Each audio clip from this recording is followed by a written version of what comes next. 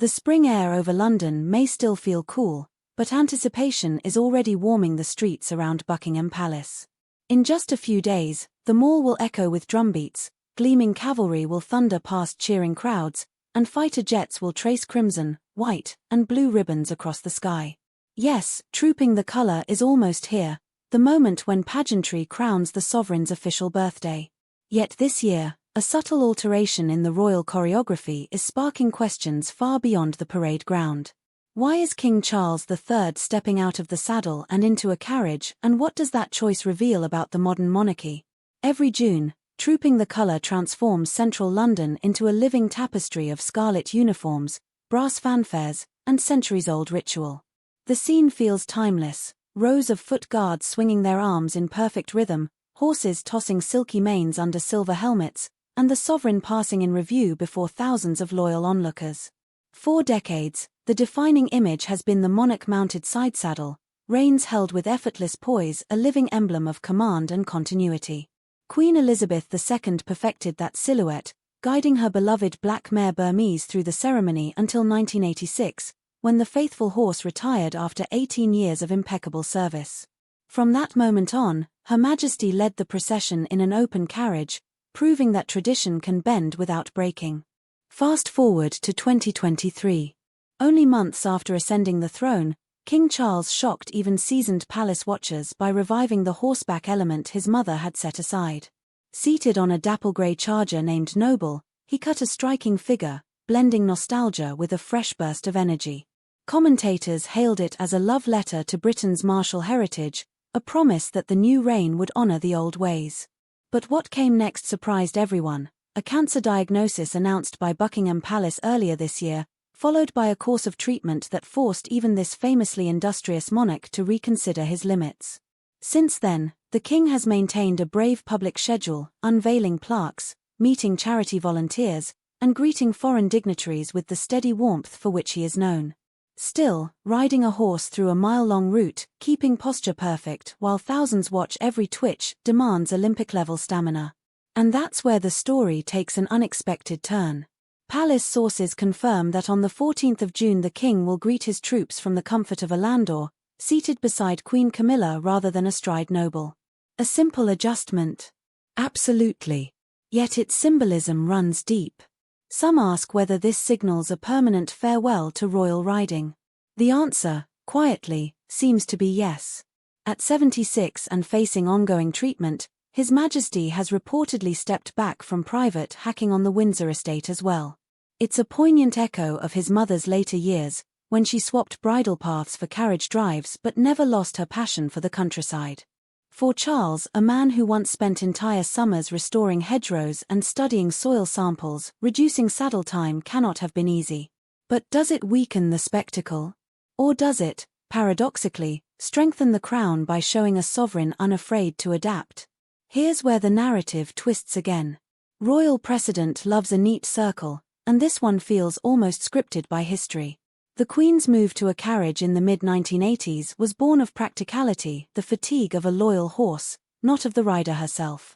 Decades later, her son makes a parallel choice for equally practical reasons, though now the limitation is human, not equine. Two different challenges, one identical solution: respect the ritual, protect the participant, keep the show and its message of national unity alive. But what about the broader military symbolism? Isn't the monarch, by tradition, Captain General of the forces, the living standard around which troops rally? Indeed, and that salute in Horse Guards parade will still be taken by the king, resplendent in uniform, medals gleaming under the June sun. Whether the sovereign approaches on horseback or by carriage, the covenant between crown and army endures. Remember, medieval kings led charges in armor, modern monarchs lead through constitutional example. The hardware may change, the heart does not. And that's when things start to change for viewers, too. Because this adjustment does more than spare the king's energy, it reframes trooping for a 21st century audience. In a world where authenticity trumps theatrics, a sovereign who acknowledges physical constraints feels relatable, almost reassuring. Instead of hiding vulnerability, Charles is turning it into a quiet demonstration of resilience. Keep going, but go wisely. Will the crowds still throng the mall? Absolutely. Will children still perch on parents' shoulders, waving miniature Union Jacks until their arms ache? Without doubt. The Scots Guards will still swing through the British Grenadiers, the RAF will still paint the heavens, and the family will still gather on the palace balcony, a picture of continuity for cameras around the globe. Yet somewhere amid the applause a new understanding will take root, that strength is measured not only by unbending adherence to precedent, but by the agility to adjust when life demands. Here's where the story takes another subtle twist. Some royal enthusiasts worry that each trimmed tradition chips away at mystique. But history offers a counterargument. The monarchy survives precisely because it evolves. George V invented the palace balcony appearance in 1914. George VI swapped imperial regalia for humble wartime visits. Elizabeth II telegraphed her Christmas message, then embraced television, then went viral on social media. At every pivot point, critics predicted disaster. At every pivot point, the institution endured. Charles's carriage ride is simply the latest note in that ongoing symphony. Behind the scenes, palace planners have choreographed every second. The gleaming coach will roll through the courtyard, its regimental escort positioned to create camera angles as majestic as any equestrian approach. Queen Camilla, herself a seasoned horsewoman, will sit beside her husband, an eloquent reminder that statecraft is now a shared endeavor. Meanwhile, Prince William on horseback will take up the forward position his father would once have occupied.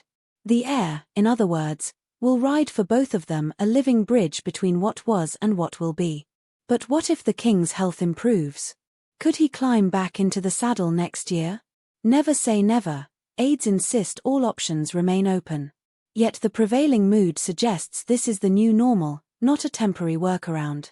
And perhaps that permanence carries its own power. When the monarch models self-care, it grants silent permission for others, veterans, carers, cancer patients, to do the same. Still, the image of Charles riding noble lingers in many minds. It was more than a pageant, it was a son's tribute to a mother's reign, a flash of armor-clad romance amid spreadsheets and briefings. Letting that go feels bittersweet. But memories, like traditions, evolve. The saddle moment now belongs to history, and history, after all, is the monarchy's oldest ally. So as June 14th dawns, London will again don her ceremonial best. The king will step into the sunlight, hand resting on the polished carriage door, uniform crisp, expression determined. He will nod to the massed bands, acknowledge the roar of the crowd, and travel the familiar route that links palace and parade ground like a golden thread through time.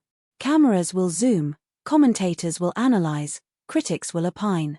Yet beneath the fanfare, one simple truth will resonate: leadership is not weakened by acknowledging reality. It is strengthened by it. And that brings us to you. Do you see this adaptation as a wise and humane choice, or do you long for the tableau of the sovereign in the saddle? Does the power of trooping the color lie in unchanging ritual, or in its capacity to mirror the nation's own ebb and flow? Let us know in the comments. Your thoughts turn a broadcast into a conversation, and in a monarchy built on dialogue between crown and people, that conversation matters. If you found today's exploration illuminating, consider tapping that like button. It helps more royal watchers discover our community. And if you crave deeper dives into palace life, subscribe and ring the notification bell so you never miss a chapter in this unfolding story. Because if one lesson echoes across Windsor's corridors, it's that every tradition is a living, breathing thing, and the next twist is always closer than you think.